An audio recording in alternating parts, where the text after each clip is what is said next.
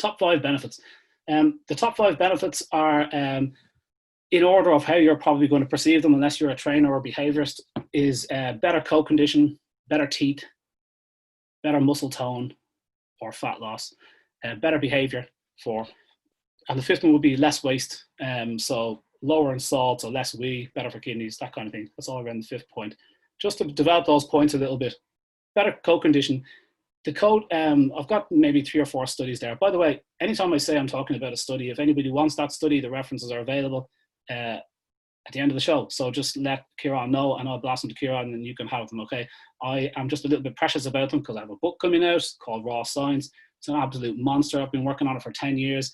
And so the references that I'm finding, nobody's really talking about them, but they're just gems. And it's just so exciting to find one of these studies. It's like you're unearthing a bit of gold. You've been digging around, reading through all this, crap. And eventually you get to this study that just makes perfect sense. You go, oh, this is so interesting. So better coat condition. There's about 3 studies out there that shows 30% of the protein that your dog eats goes into maintaining his skin and coat. And if you talk about a very hairy dog, like a Newfoundland or something, think of the energy and protein that coat costs to recycle that every 3 or 4 weeks. So dry pet food with 18-20% protein in it for an adult dog, that is the minimum permitted for an adult dog for normal function over 6 months in a cage in a pet food factory. Okay, so 18-20% protein is the minimum amount of protein. It's not the optimum. There's never been a discussion of optimum ingredients in pet food until the last few years. But in dry pet food world, you are feeding the minimum amount of protein. I have to reiterate that. Every vet that stands over that food is recommending that your dog is better off fed the minimum amount of protein than an optimum amount of protein, which is insane considering that compared to carbohydrates. If you wanted to eat more of one than the other, we already know what the answer is. So when you give a dog lots of protein, he's going to have more resources to do everything. Protein is everything. It's your skin, hair, nails. It's your body functions, organs, muscle, bones. It's everything. It's your hormones. It's your cellular reproduction. Protein is everything. So when your dog's got lots of free spare protein, the coat, which is probably last in line because I want to keep my head happy, my heart happy, and keep my hormones running, and a fancy hairdo is last in the line for the old protein. So when you start giving a dog lots of protein, it just immediately it comes out in the coat. Even the oil in your coat is protein based. So within about 2 or 3 weeks, when you shed the old coat, you should keep some of that hair and compare it to the coat 3 weeks later. It's unbelievable, the difference. So that's always the first thing. And studies show in cats particularly that feeding raw meat to cats is just an instant coat growing thing. If you're showing dogs and you're feeding dry food, you're doing it wrong. Better teeth. There is just as many studies as you need to see that raw meaty bones is not only safe. So I'm talking very quickly, guys. If for some of you aren't used to Irish people talking, buckle up. So better teeth. So the reason dry food doesn't clean your teeth is because it's little pebbles just skipping off their teeth. The dogs don't brush their teeth. And also dry food is full of carbs and sugar. And dogs have no amylase in their saliva, as we mentioned before, so they can't clear the sugar from the mouth. Bacteria love that. And for all those reasons, 8 out of 10 dogs are dry fed. 8 out of 10 dogs have gum disease by the time they're 3 years of age. That's not a coincidence, guys. 8 out of 10 don't get meaty bones. There's a reason for that. And I've got countless studies showing that chewing raw meaty bone cleans dogs' teeth.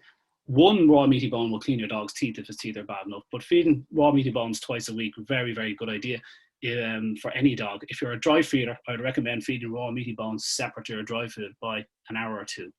Because dry food can change things in the digestive end of things, and you want your stomach to itself when you're eating a raw meaty bone if you're dry fed. So I recommend that. You can see any supportive studies for that on my website if you want any help feeding bones. There's a great long article on bones I recommend for different sizes and stuff. We can talk about bones later. Muscle tone, number 3. Look, if you're going to the gym, and we're omnivores, bearing in mind, we're going to the gym and we're trying to bulk up. We're trying to put on a nice body. We're trying to shed the fat and look as good as we can for the summer. You're not going to do that eating 50% bread rolls. We don't bulk up on carbs. We cut the carbs down because we don't want the carb pudge and we want to look, as handsome as we can whatever. So muscle tone, it's kind of protein. You hear everyone talking about protein, and these are omnivores. All dogs eat is protein and fat. If you think about what dogs eat in the wild, they eat lean animals. Fat animals get eaten quite quickly. So most animals that dogs eat are lean.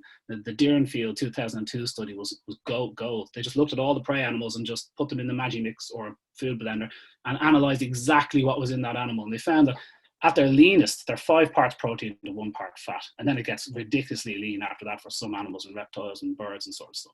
So dogs are used to living on a very lean diet. But the point is that is a diet of a lot of protein, a little bit of fat, and 0 carbs. That's the dog's kind of life in a nutshell. Now that will change, and dogs are excellent at processing fat, far better than we are. And these days they are fed very fatty diets because we feed them farm animals, which are fatty animals compared to the wild prey. So they do get fattier diets now, and that's probably okay, to be honest, because they're excellent with fat.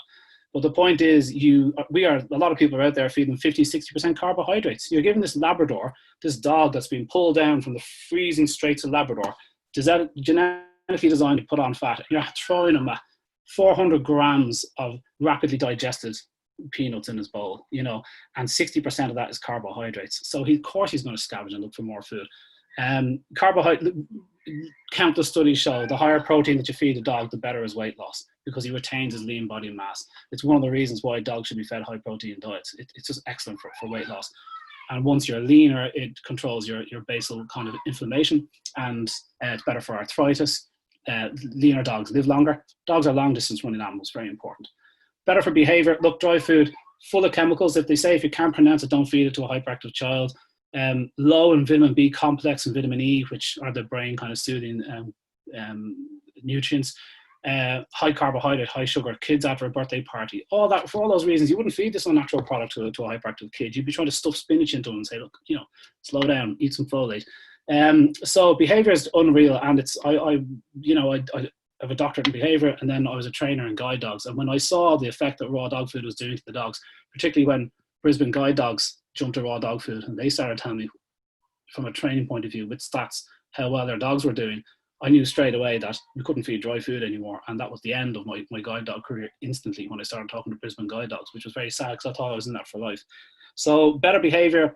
Some of the top behaviorists now are doing videos saying feed raw dog food. There's links to them on my website.